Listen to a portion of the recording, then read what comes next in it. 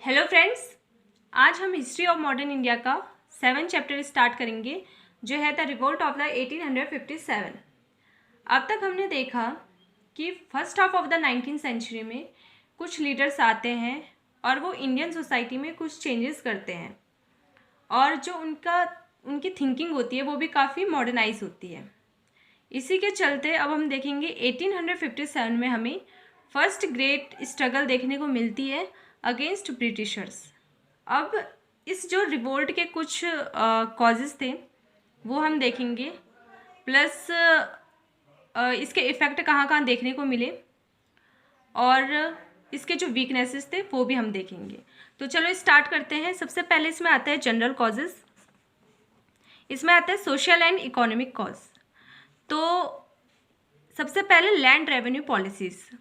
अब ब्रिटिशर्स ने यहाँ पे डिफरेंट पॉलिसीज़ बनाई थी लैंड रेवेन्यू को लेकर के, जैसे परमानेंट सेटलमेंट हो गया, महलवाड़ी हो गया, रियायतवाड़ी हो गया। तो ये जो सेटलमेंट्स थे उससे पीजेंट्स काफ़ी परेशान थे, उन्हें हाई टैक्स पे करना पड़ रहा था। तो पीजेंट्स के अंदर काफ़ी ज़्यादा गुस्सा था इसको लेकर के, वो भी इस रिवोल्ट में फूटा। जमींदार्स भी हैरास थे क्योंकि यहाँ पे कुछ ज़मींदार्स को रिप्लेस कर दिया गया था ब्रिटिशर्स के थ्रू और उन्हें तो फिक्स अमाउंट का टैक्स पे करना ही पड़ता था, तो जिस कारण ज़मींदार्स के अंदर भी ये गुस्सा था। और corruption, high ranked people plus जो भी रिच पीपल हैं वो काफ़ी करप्टेड थे और पुअर और मिडिल पीपल को यहाँ पे दबा के रखते थे। अब जिसके चलते पॉवर्टी भी बढ़ रही थी। और यहाँ पे हमें देखने को मिलता है जैसे ब्रिटिश रूल आया, इन्होंने काफ़ी जो एडमिनिस्ट्रेशन में डिफरेंट पोस्टें थी जो इंडियन पीपल पहले से उसमें रह रहे थे उसे रिप्लेस करके अपने कुछ यहाँ पे बंदे रिक्रूट कर दिए और जिससे उनकी जॉब छीन गई और वो अनएम्प्लॉयमेंट हमें देखने को मिलता है। यहाँ पे जो ट्रेडिशनल इकोनॉमिक फैब्रिक, ये भी डिस्ट्रक्शन इसका हुआ क्योंकि उस टाइम पे इंडस्ट्रियल रेवोल्यूशन आ चुका था ब्रिटेन में, जिसके चलते यहाँ पे मशीनरी गुड्स का ज़्यादा यूज़ होने लगा था। अब वही गुड्स यहाँ इंडिया में सप्लाई हो रहे थे और जो इंडियन गुड्स थे वो फॉरेन जाने में उन्हें काफ़ी ज़्यादा टैक्स पे, हैवी ड्यूटीज़ लगती थी, जिस कारण यहाँ पे आर्टिशियंस और हैंडीक्राफ्ट्स का बिजनेस यहाँ पे डिस्ट्रक्ट हो चुका था। अब यहाँ पे मॉडर्नाइज जो थिंकिंग आ रही थी जिसके चलते, मॉडर्नाइजेशन के चलते यहाँ पे प्रीचर्स, पंडित्स और मौलवीज़ का भी यहाँ पे हमें इफ़ेक्ट देखने को मिलता है। यहाँ पे जो ब्रिटिश रूल है ना वो काफ़ी फॉरेनर्स था।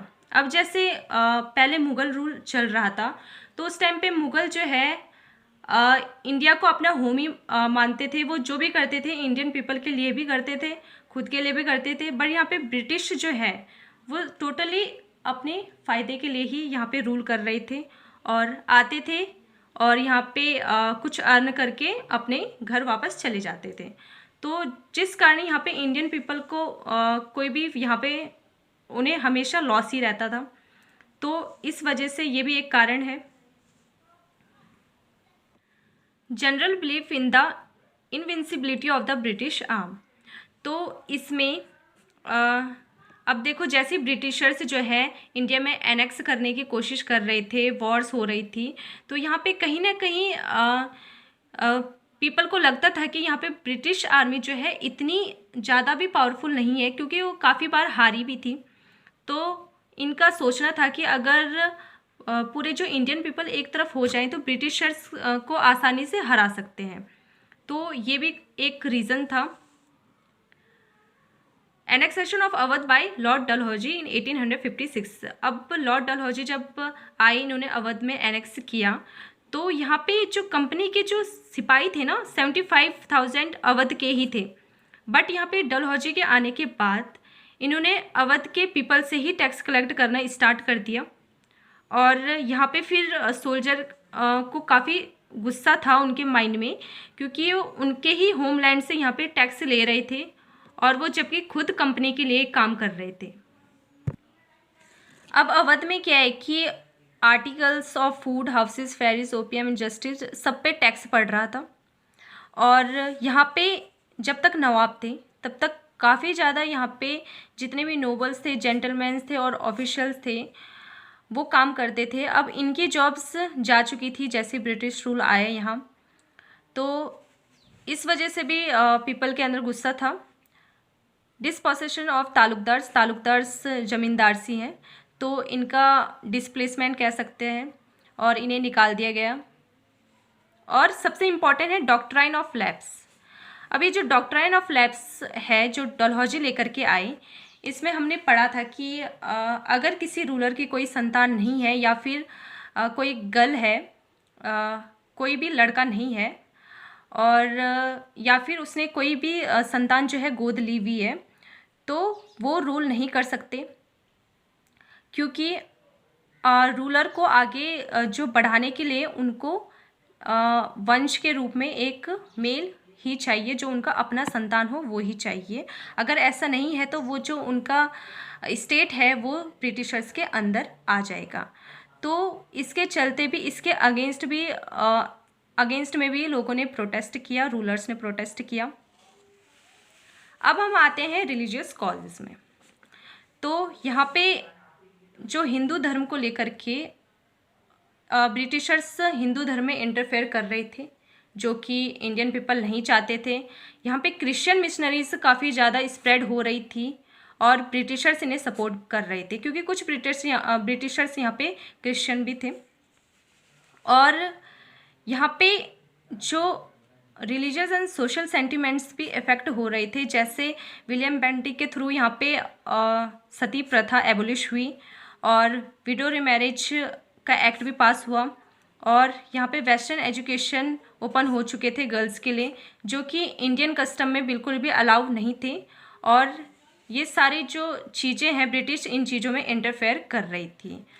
और यहाँ पे जो टेम्पल्स, मॉस्क्यूज एंड चैरिटेबल इंस्टीट्यूशंस के लैंड है उन्हें भी टैक्स पे करना पड़ता था। जब तक मुग़ल का रूल था तब तक इन्हें कोई भी टैक्स यहाँ पे नहीं करना पड़ता था इन लैंड्स में, बट ब्रिटिश रूल के बाद इन्हें इनमें भी टैक्स देना पड़ रहा था। मिलिट्री कॉज देखते हैं। सबसे पहले तो जो आर्मी में है कुछ क्रिश्चियन थे, वो अपनी क्रिश्चियनिटी फैला रहे थे और यहाँ पे जो है सिपाही है उन्हें कहा जाता था कि आप कास्ट को छोड़ दो, और यहाँ पे अगर कोई भी कास्ट को यहाँ पे फॉलो कर रहा है, जो भी कोई भी अपने धर्म को यहाँ पे फॉलो कर रहा है, उससे बिल्कुल भी यहाँ पे एंट्री नहीं मिलती थी। जैसे मुस्लिम हो गए, वो दाढ़ी रखते हैं, तो इसमें उन्हें अलाउड नहीं था, उन्हें शेव करके आना पड़ता था। तो जितने भी रिलीजियस यहाँ पे मार्क है वो अलाउड नहीं करते थे। और 1856 में यहाँ पे एक न्यू एक्ट पास हुआ, जिसमें कि अगर हर कोई जो नया सिपाही एंटर कर रहा है तो उसे अगर समुद्र क्रॉस करना पड़े तो उसे करना पड़ेगा, जबकि हिंदू धर्म में यहाँ पे समुद्र क्रॉस करना अच्छा नहीं माना जाता था, बट ये ज़बरदस्ती इनसे करवाते थे। और यहाँ पे जो इंडियन सोल्जर्स हैं उन्हें पिग से एड्रेस किया जाता था और काफ़ी हार्शली ट्रीट किया जाता था। और इंडियन जो सोल्जर्स हैं उनकी हाईएस्ट रैंक सिर्फ सूबेदार थी और उसके आगे उन्हें कोई भी रैंक नहीं दी जाती थी। और यहाँ पे जो फॉरेन सर्विस अलाउंस है, पार्टा जिसे कहते हैं, तो ये फॉरेन सर्विस अलाउंस था, जिसमें अगर वो फॉरेन में काम करते हैं तो उन्हें एक्स्ट्रा जो अलाउंस है वो मिलना चाहिए था, वो भी इन्हें मिलता नहीं था। तो ये सारे रीज़न थे जिसके कारण सोल्जर्स ने यहाँ पे रिवोल्ट करा। अब हम देखते हैं इमीडिएट कॉज। इससे पहले जितने भी थे वो जनरल कॉजेज़ थे और कहीं ना कहीं पहले से ही इंडियन पीपल इन चीज़ों से परेशान थे। और इमीडिएट कॉज में हम देखते हैं कि किस तरह से जो सडन कॉज बना रिवोल्ट का, इसमें जो ब्रिटिशर्स हैं उनके थ्रू इंडियन पीपल को इनफील्ड राइफल का इस्तेमाल करना पड़ता था इंडियन सोल्जर्स को। और जो इनफील्ड राइफल है उसके अंदर कार्टेजेस भरने पड़ते थे और जो कार्टेजेस के बाहर के कवर हैं ग्रीस्ड पेपर कवर, वो बीफ और पिग फैट के बने होते थे। तो जो एक कवर है उसे मुंह से छिल करके डालना पड़ता था इनफील्ड राइफल के अंदर। तो पर ये इंडियन और मुस्लिम धर्म के लोग इस चीज़ को मुंह से नहीं छिल सकते थे, तो ये जो है ये रीज़न बना रिवोल्ट का, और यही एक इम्पॉर्टेंट रीज़न है जहाँ से 1857 के रिवोल्ट की शुरुआत होती है। अब हम देखते हैं the beginning and the course of the revolt, कैसे जो इस रिवोल्ट की शुरुआत हुई और कैसे चला। तो इसमें सबसे पहले हम बात करते हैं Mangal Pandey, a young soldier, जो कि 29 मार्च 1857 को जिन्हें सूली पर चढ़ा दिया गया था। तो इनका कारण क्या थे, बैरकपुर रेजिमेंट के थे और बैरकपुर में ही इन्हें हैंग किया गया। तो इन्होंने जो अपने ब्रिटिश ऑफिसर्स हैं उन्हें मार दिया था, जस्ट बिकॉज कि क्योंकि वो ये जो इनफील्ड राइफ़ल है उसे यूज़ करने से मना कर रहे थे। और इसी के चलते यहाँ पे 24 अप्रैल को 90 man of 3rd native cavalry के उन्होंने भी यहाँ पे इन जो कार्टिजेस को है वो यूज़ करने से मना कर दिया। फिर 9 मई को 85 ऑफ देम वर डिसमिस्ड और उन्हें 10 साल की यहाँ पे जो है जेल सुना दी गई। और यहाँ पे 10 मई को कुछ इंडियन सोल्जर्स, उनके पार्टनर उन्हें रिलीज़ कर देते हैं और अपने ऑफिसर्स को यहाँ पे मार देते हैं। और अगले ही दिन वो यहाँ मेरठ से लेकर दिल्ली अगली सुबह वो पहुँच जाते हैं और यहीं से जो रिवोल्ट है वो स्टार्ट होता है दिल्ली से। अब दिल्ली में जो उस टाइम पे मुग़ल एम्परर थे वो थे बहादुर शाह, लास्ट मुग़ल एम्परर। तो इनके साथ वो ज्वाइन कर लेते हैं और बहादुर शाह यहाँ पे डिफरेंट जो रूलर्स हैं इंडिया में उनको लेटर लिखते हैं रिवोल्ट के लिए। और यहाँ पे फिर रिवोल्ट स्टार्ट हो जाता है बंगाल, अवध, रोहिलखंड, दाऊद, बुंदेलखंड और सेंट्रल इंडिया में, और large part of Bihar and east Punjab. तो ये याद रखना, ये जो मोस्टली जो रिवोल्ट है ये सेंट्रल और नॉर्दर्न पार्ट ऑफ इंडिया में लड़ा गया और जो साउथ है यहाँ पे रिवोल्ट नहीं हुआ। अब हम देखते हैं इसमें जो सिविलियंस है वो काफ़ी ज़्यादा थे, जो कि सिपाहियों के साथ इन्होंने फाइट किया। और यहाँ पे उन्होंने जो एक्सिस, बोज, एरोज, लाठीज, सिकल्स, इन्हीं चीज़ों का इस्तेमाल करके ये लड़े, क्योंकि इन पे मॉडर्न जो हथियार थे वो नहीं थे। और यहाँ पे अगर 1.5 लाख लोग रिवोल्ट कर रहे हैं तो उसमें 1 लाख सिविलियंस थे और यहाँ पे 50,000 हमारे सिपाही थे। तो यहाँ पे अवध में ही 1.5 लाख थे, तो उसमें 1.5 लाख जो लोग हैं वो मारे गए इस रिवोल्ट के दौरान, और जिसमें 1 लाख सिविलियंस थे और 50,000 सिपाही थे। अब यहाँ पे ब्रिटिशर्स ने इस जो रिवोल्ट है उसे रोकने की कोशिश करी, और यहाँ पे ये जो ब्रिटिशर्स हैं उन्होंने एंटायर विलेजेस जलाए, बहुत लोगों को मारा और कईयों को सूली पे बिना रीजंस के चढ़ा दिया। तो ये सारे जो हैं वो चीज़ें अपना रहे थे इस रिवोल्ट को रोकने के लिए। यहाँ पे हमें हिंदू मुस्लिम का काफ़ी सपोर्ट देखने को मिलता है, वो एक दूसरे को काफ़ी सपोर्ट कर रहे थे इस रिवोल्ट में। अब यहाँ पे दिल्ली में जो वैसे तो एम्परर बहादुर शाह लीडरशिप संभाल रहे थे, बट ये काफ़ी वीक थे, तो इसीलिए रियल जो कमांड कर रहे थे वो भक्त खान कर रहे थे। और ये काफ़ी ब्रेवली लड़े और बरेली से ये ट्रूप्स लेकर के आए दिल्ली में, और दिल्ली में इन्होंने जो है यहाँ पे रिवोल्ट करा। अब कानपुर की बात करते हैं। कानपुर में जो रिवोल्ट है वो नाना साहेब लीड कर रहे थे, और जो कि एडॉप्टेड सन थे बाजीराव सेकंड के, और डॉक्ट्राइन ऑफ लैप्स के थ्रू नाना साहेब को भी ये अधिकार नहीं मिल पा रहा था कि वो आगे रूल करें। तो इनके जो 2 लॉयल सर्वेंट थे वो थे तांतिया तोपे और अजीमुल्ला। तो इन्होंने भी काफ़ी अच्छे से फाइट करा, और यहाँ पे जो तांतिया टोपे थे वो काफ़ी डिटरमाइंड थे, फाइटिंग की स्किल उनके पास काफ़ी अच्छी थी और गोरेला ऑपरेशंस अच्छे से जानते थे। अजीमुल्ला जो कि एक्सपर्ट थे पॉलिटिकल प्रोपेगेंडा में। तो यहाँ पे जो नाना साहिब की इमेज है वो बेकार हो गई, क्योंकि उन्होंने ब्रिटिश गैरिसन को किल कर दिया था उन्हें धोखा दे करके। तो पर ये काफ़ी जो है वो अच्छे से लड़े क्योंकि ये फ्रीडम के लिए ही लड़ रहे थे। तो सोल्जर्स के साथ ये मिल करके काफ़ी अच्छे से ब्रेव तरीके से लड़े। अब लखनऊ में जो रिवोल्ट है वो लेड कर रही थी हजरत महल, और ये बेगम थी अवध की, और इनके जो यंग सन थे ब्रिजेश कद्र, ये उन्हें नवाब बनाना चाहती थी अवध का। बट यहाँ पे ये रिवॉल्ट के दौरान फेल हो गई ये रेजिडेंसी बिल्डिंग को सीज़ करने में, जो ब्रिटिश रेजिडेंसी बिल्डिंग है उसे सीज़ करने में, और यहाँ पे इस दौरान ये पकड़े गए। झांसी की बात करते हैं तो यहाँ one of the great leader जो रिवॉल्ट की रही 1857 रिवॉल्ट की, रानी लक्ष्मीबाई ऑफ झांसी। तो ये काफ़ी ब्रेव तरीके से हमें पता है लड़ी, और यहाँ पे ये भी अपने जो संतान थी, इनकी एडॉप्टेड संतान थी, उन्हें भी झांसी की गद्दी में बैठाना चाहती थी, बट डॉक्ट्राइन ऑफ लाइफ के थ्रू ये कर नहीं पा रही थी, तो इस वजह से ये लड़ी। और यहाँ पे इन्होंने अपने फॉलोअर्स को ओथ भी दिलवाई कि with our own hands we shall not our आज़ाद शाही परी, हम अपने खुद के हाथों से अपनी आज़ाद शाही को दफन नहीं होने देंगे। तो ये इनकी लाइन्स थी, और इनके कारण काफ़ी जो वुमेन है वो भी यहाँ पे इस रिवोल्ट को लड़ने के लिए आई।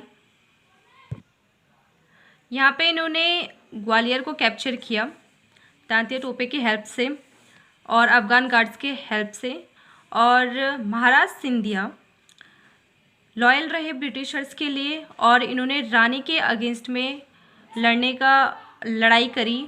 बट यहाँ पे रानी जो है काफ़ी अच्छे से लड़ी, बट 17 जून 1858 में ये लड़ते लड़ते यहाँ पे इनकी डेथ हो चुकी थी।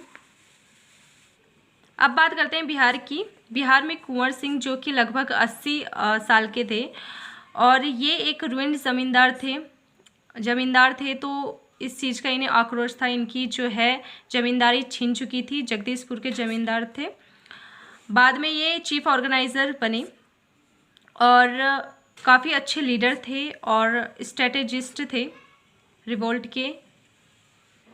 फैज़ाबाद की बात करते हैं, इसमें मौलवी अहमदुल्ला काफ़ी आउटस्टैंडिंग लीडर रहे और सबको आर्म्ड रेबेलियन के लिए सिखाया इन्होंने, और अवध में भी इन्होंने काफ़ी अच्छे से लीड किया। अवध में इन्हें कहा जाता था लाइट हाउस ऑफ रेबेलियन। अब हमने देखा कि कैसे कैसे जो रिवोल्ट है इसके क्या क्या कारण थे और कहाँ कहाँ ये हुआ, बट ये सक्सेसफुल क्यों नहीं हुआ, इसके क्या रीज़न्स थे, और कैसे जो ब्रिटिशर्स है वो इजीली इसे सप्रेस करने में कामयाब हो गए, ये चीज़ हम देखेंगे।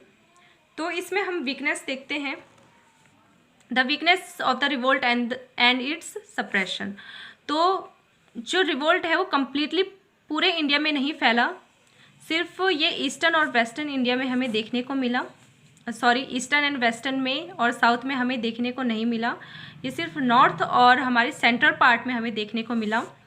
और यहाँ पे काफ़ी रूलर्स और ज़मींदार्स ब्रिटिशर्स की हेल्प कर रहे थे इस रिवोल्ट को सप्रेस करने में, और जो काफ़ी ज़्यादा ज़मींदार्स थे उन्होंने ये रिवोल्ट छोड़ दिया था, क्योंकि गवर्नमेंट ने उन्हें एश्योरेंस दे दी थी कि उन्हें उनका स्टेट्स जो है वापस मिल जाएगा। और यहाँ पे हमने देखा बिग मर्चेंट्स और ज़मींदार्स जो हैं बंगाल और बॉम्बे एंड मद्रास के, उन्होंने ब्रिटिशर्स को सपोर्ट किया। यहाँ पे एजुकेटेड इंडियंस हैं जो काफ़ी मॉडर्नाइज वे में सोच रहे थे, वो रिवोल्ट का सपोर्ट नहीं कर रहे थे, क्योंकि ये चाहते थे कि खून खराबे से हम आगे ना बढ़े, पीसफुली हम आगे बढ़े। डिसयूनिटी थी, काफ़ी लोग अलग अलग थॉट्स को लेकर के रिवोल्ट कर रहे थे और काफ़ी लोग ब्रिटिशर्स का सपोर्ट कर रहे थे, तो यूनिटी बिल्कुल नहीं थी। और शॉर्टेज ऑफ मॉडर्न वेपन्स, जैसे हमने देखा लाठी वगैरह लेकर के रिवोल्ट कर रहे थे, और जबकि ब्रिटिशर्स के पास एडवांस गन थी। और यहाँ पे पुअर ऑर्गेनाइज्ड आर्मी बिल्कुल भी डिसिप्लिन नहीं थी कहीं कहीं पे, और ये सिर्फ भेड़ बकरियों की तरह चले गए रिवोल्ट करने, बाकी ऑर्गेनाइज्ड कुछ भी नहीं था। अनकोऑर्डिनेशन, यहाँ पे कोऑर्डिनेशन की कमी थी। जैसे मैंने बोला डिफरेंट डिफरेंट पर्पज़ को लेकर के लड़ रहे थे। कुछ ज़मींदार्स पे अटैक कर रहे थे क्योंकि वो टैक्स को लेकर के परेशान थे पीजेंट्स, और कुछ ब्रिटिशर्स को लेकर के, तो कोऑर्डिनेशन नहीं था। Lacked of administrative idea. अब ये रिवॉल्ट तो करने चले गए, बट इन्हें पता नहीं था अगर ये सक्सेसफुल हो जाते हैं तो इसके बाद एडमिनिस्ट्रेशन कैसे चलाए जाए। उन्हें एडमिनिस्ट्रेटिव आइडिया बिल्कुल भी नहीं था। तो ये जो एडमिनिस्ट्रेशन को उस टाइम पे वो करने में, मतलब सेटअप करने में, यहाँ पे एक कोर्ट ऑफ एडमिनिस्ट्रेटर्स बनाए गए, जिसमें दिल्ली में जो बनाया गया, और इसमें 6 जो हैं आर्मी मैन रखे गए और 4 सिविलियंस रखे गए। तो यही सारी चीज़ें हैंडल कर रहे थे, एडमिनिस्ट्रेशन भी और जो भी आपका अदर चीज़ें हैं वो ये जो एडमिनिस्ट्रेटर्स हैं वो हैंडल कर रहे थे। अब यहाँ पे जो पैट्रियोटिक फीलिंग है वो भी अभी आना बाकी था, कम्प्लीटली नहीं था, क्योंकि सिर्फ ये एक चीज़ लेके रिवॉल्ट कर रहे थे जो कि इनके माइंड में ब्रिटिशर्स को लेके गुस्सा था, बस उसी चीज़ को लेकर के रिवॉल्ट कर रहे थे। अब यहाँ पे ब्रिटिशर्स जो है वो कैसे इजीली जीत गए, क्योंकि यहाँ पे इंडियन कुछ प्रिंसेस का सपोर्ट इन्हें मिला, चीफ्स का, और इनके थ्रू इन्हें स्ट्रॉन्ग मिलिट्री मिली। फिर यहाँ पे ब्रिटिश जो हैं दिल्ली को कैप्चर करने में कामयाब हो गए ऑन 20 सितंबर, और इसके बाद वहाँ पे जो बहादुर शाह थे एम्परर, उन्हें इन्होंने रंगून भेज दिया, और कुछ जो प्रिंसेस थे उन्हें बंदी बना लिया और कईयों को मार दिया। नाना साहिब हार चुके थे कानपुर में, और ये भाग गए थे नेपाल 1859 में। इसके बाद तात्या टोपे ये जंगल भाग चुके थे, और बट यहाँ पे ज़मींदार जो उनके एक फ्रेंड थे उन्होंने इन्हें धोखा दिया, और बाद में ये पकड़े गए 15 अप्रैल 1859 में। रानी ऑफ झांसी भी फाइट के दौरान मारी गई 17 जून 1858 में। बेगम ऑफ अवध ये भी नेपाल छिप गई थी, और यहाँ पे कुंवर सिंह भक्त खान, खान बहादुर खान ऑफ बरेली, राव साहिब जो कि नाना साहिब के ब्रदर थे, एंड मौलवी अहमदुल्ला, ये सारे मारे गए।